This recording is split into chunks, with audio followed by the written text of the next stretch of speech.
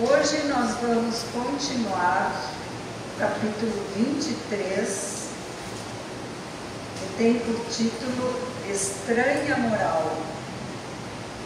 E nós vamos ver os itens 4, 5 e 6. Então eu vou ler esses 3 itens e depois nós continuamos. Tem como subtítulo Abandonar pai, mãe e filhos.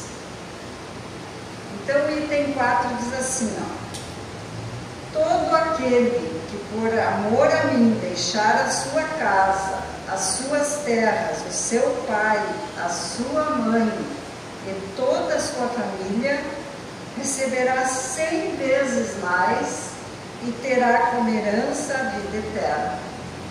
Mateus capítulo 19, item 29, versículo 29. O item 5 diz o seguinte: então Pedro disse a Jesus: nós deixamos tudo para segui-lo. E Jesus lhe respondeu: Pedro, em verdade eu lhe digo que não existe ninguém que tenha deixado pelo reino de Deus a sua casa, o seu pai, a sua mãe e toda a sua família, que já não tenha recebido neste mundo muito mais e nos séculos por vir a vida eterna.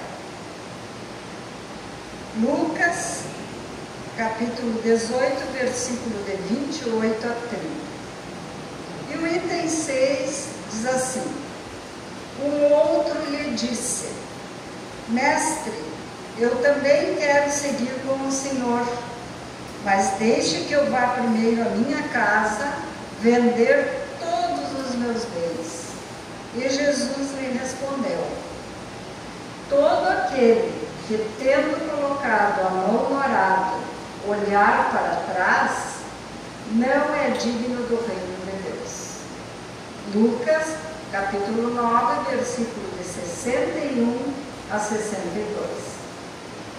Bem, esse capítulo 23, que traz que por seus títulos traz à nossa mente o seguinte questionamento: será que Jesus disse isso? Odiar pai e mãe, deixar mãe, pai, filhos, deixar aos mortos o cuidado de enterrar os seus mortos, não vim trazer a paz mais a divisão, que é a continuidade desse capítulo. Será que ele fez essa exigência como condição para que as pessoas pudessem segui-lo? Jesus, que sempre pregou a paz, a brandura, a bondade, que pregou o perdão aos inimigos, com certeza Jesus não disse isso. Para entender esse evangelho, nós temos que ver o contexto da época.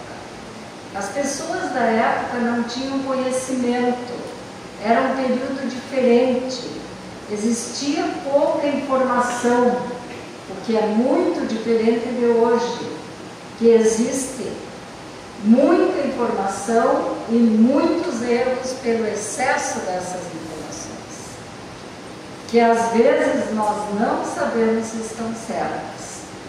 E também nós temos que considerar que no Brasil existem linguagens diferentes, comparando conosco, né? No Brasil existem linguagens diferentes dependendo da região onde as pessoas moram. Palavras que nós conhecemos aqui, lá no Nordeste, não são conhecidas. Costumes, né?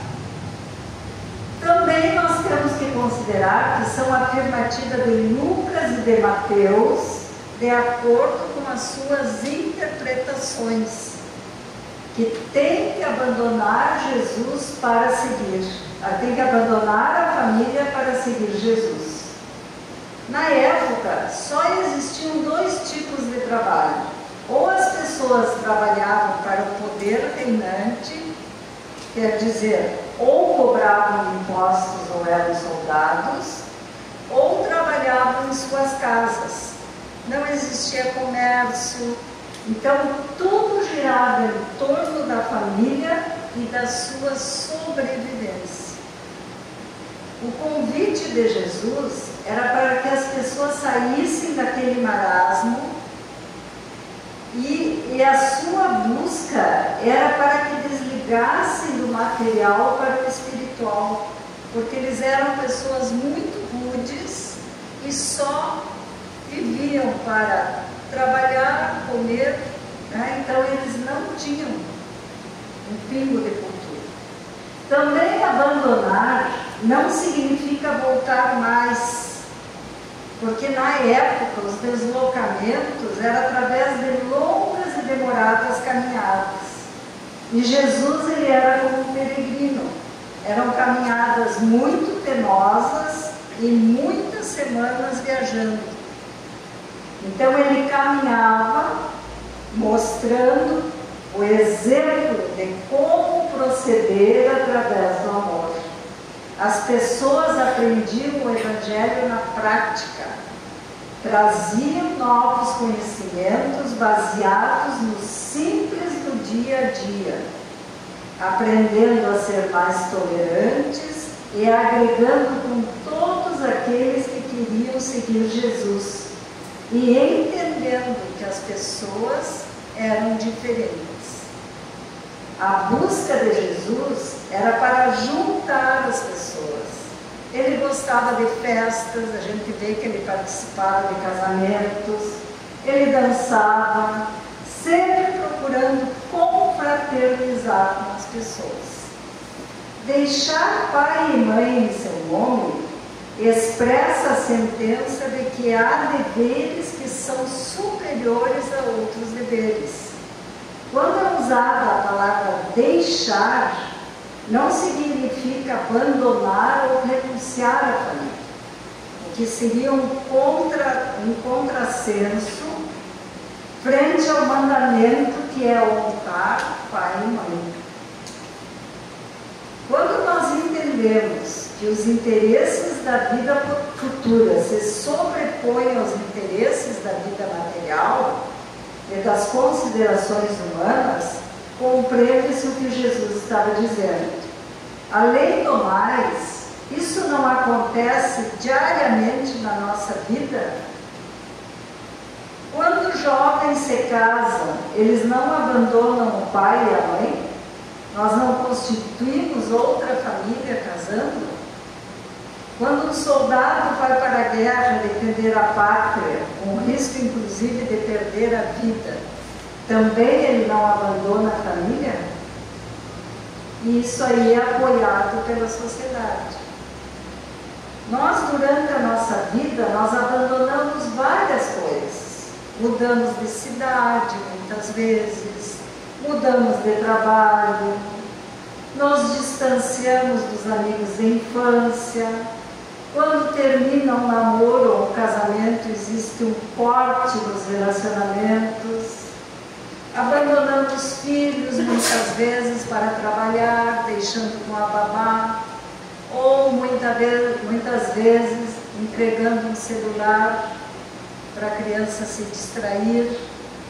Enfim, a vida nos coloca frente a frente de certas atitudes para nós podermos ter uma vida melhor no ponto material, ou então para repensarmos os nossos caminhos. Nós abandonamos muitas vezes uma religião, um grupo de estudos. Quando casamos, abandonamos a casa dos pais. Enfim, o abandono é um ato normal do ser humano. Também temos que aprender a abandonar a visão puramente material que nós ainda temos, e muito. É claro que os laços afetivos não são quebrados por isso. A distância não vai diminuir o respeito, nem a atenção que se deve ter pelos pais e pelos filhos. O que é mais importante atualmente para o ser humano? nós sabemos que é principalmente as pessoas a quem amamos, os nossos entes queridos. O nosso viver, ele é centrado em amar e querer ser amado, em providenciar para que os nossos filhos tenham principalmente o conforto e o bem-estar. Nós centralizamos as nossas atividades e o nosso amor aos nossos familiares. É uma troca de amor em cadeia. Eu te amo para tu me amares. Eu te cuido para ser cuidado. Eu adquiro para te deixar algo no futuro. Nós temos que ter cuidado. O nosso sentido é de estar próximo de quem amamos e receber o seu amor. Nós esquecemos que mesmo na carne nós somos espíritos e que a família do espírito ela é universal. Nós reduzimos muitas vezes o nosso foco só a algumas pessoas e esquecemos que vizinhos, colegas de trabalho, motoristas no trânsito, garçons, professores, enfim, todas as pessoas fazem parte da nossa família universal. E como nós tratamos essas pessoas? Nós temos respeito e consideração por elas? Temos que dilatar a nossa capacidade de amar e entender que os laços espirituais, eles transcendem os laços consanguíneos, né? Os laços consanguíneos não são os únicos. Nós temos que dar prioridade à lei do amor, independente dos laços familiares. É um trabalho muito difícil, porque nós temos que controlar o nosso egoísmo, temos que parar de achar que só nós somos os certos e que estamos sempre com a razão. Temos que aprender a auxiliar sem olhar a quem e sem pensar no que vem de volta, porque nós temos a tendência instintiva de proteger só os do nosso meio.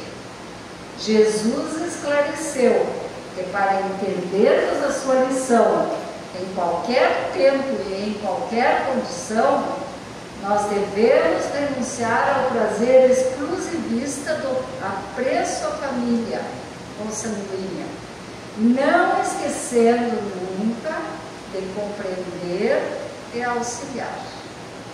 Muitos aceitam os ensinamentos do Cristo, mas ficam na expectativa quanto às atitudes dos pais, do esposo, da esposa, dos irmãos, dos amigos com respeito à sua fé, como se a elevação moral interessasse mais ao próximo do que a si mesmo. Muitos desistem da sua fé por não ter a aprovação dos parentes. Jesus declarou que seus parentes são todos aqueles que atendem fiéis aos propósitos do Pai, que é todo amor, pedindo com isso a fraternidade humana e o afeto desinteressado. Por isso, ressaltando os nossos deveres para com o próximo, acima de tudo, Jesus nos deu o compromisso terrestre de honrar pai e mãe, amparando-os, sem exigir-lhes o retorno e o reconhecimento. É assim que começa o nosso serviço no bem, que todos devemos à humanidade inteira. Como pais, nós também precisamos considerar os nossos filhos, valorizar os nossos filhos. Se eles, depois de adultos, não puderem nos compreender, vamos, na medida do possível, atendê-los e auxiliá-los, sem que para isso seja necessário cortar-nos as relações que nos alimentam no coração. Daremos aos nossos filhos, através do exemplo, no dever cumprido, a oportunidade para a troca de impressões e experiências.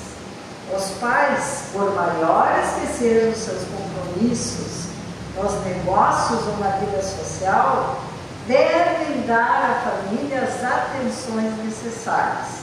O lar é o nosso refúgio, onde estamos transitoriamente nesta encarnação para aprendermos as ciências da alma. Não podemos abandonar os nossos filhos à onda das paixões sob o pretexto de garantir-lhes personalidade e emancipação. Vamos ajudá-los a se habilitarem espiritualmente para a vida do hoje e a do amanhã.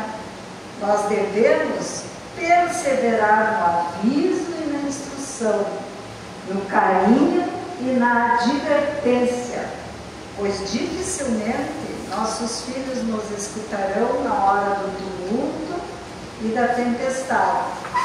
E querer ensinar equilíbrio quando o desequilíbrio já se instalou é trabalho fora do tempo ou auxílio tarde demais. Por outro lado, Jesus não recomendaria qualquer indiferença para com nossos pais. Ele nos dizia para desistir da exigência de sermos por eles aprovados, lisonjeados ou mesmo compreendidos. Temos que nos prevenir contra o narcisismo, pelo qual muitas vezes nós queremos converter os nossos pais em nossos satélites, em satélites dos nossos pontos de vista. Devemos renunciar ao egoísmo de guardá-los como escravos do nosso capricho, para entendermos a sua presença com muita afetividade, humildade e carinho. Durante muito tempo e por várias encarnações, nós seguimos os ditames da cultura, que a gente nota nos sentimentos ligados à noção de pátria ou nação, nas tradições de família, nos partidos políticos e nas sociedades exclusivistas. Essas ligações, muitas vezes, elas nos impedem de avançar ao encontro dos sentimentos, ideias e emoções superiores e da valorização de sentimentos de fraternidade, igualdade e amor. São Francisco de Assis, ele foi contra o pai e para ele seguir Jesus, ele teve que, esse sim, ele teve que brigar com a família e inclusive o pai o deixou num calabouço para que desistisse dos seus ideais. Então essa época era uma outra época. Ligamos-nos psicologicamente a esses determinantes, esquecendo-nos da nossa transformação individual, que nós temos que realizar. Aos poucos, o espírito vai percebendo a sua inclusão numa família maior, que é a família universal, e esse sentimento não irá afastá-lo de continuar vinculado à sua família. Desligar-se psicologicamente das ligações parentais é fundamental para o desenvolvimento espiritual do ser humano. Nós devemos permanecer ligados afetivamente àqueles que fazem parte da nossa família, porém, nós temos que aprender a deixar de priorizar só as necessidades e desejos do grupo familiar, daquelas que são da nossa individualidade. Ir ao Cristo aborrecendo a família é um processo de independência, um processo de desenvolvimento pessoal que acontece ao longo de toda a nossa vida. É um caminho de conhecermos nossos gostos, inclinações e sentimentos para nós podermos realizar as nossas potencialidades de forma criativa, autônoma, responsável e socializada. E é nesse momento que o Espírito se ilumina, permanecendo sempre consciente das orientações dos pais, mas sem se deixar determinar por elas.